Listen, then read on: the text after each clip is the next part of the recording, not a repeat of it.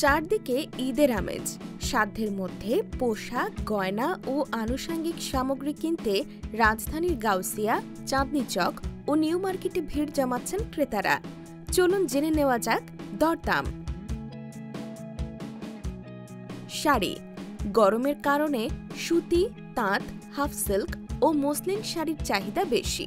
১,০০০ থেকে ১২,০০০ টাকার মধ্যে পাওয়া যাচ্ছে দেশীয় শাড়ি। গয়না।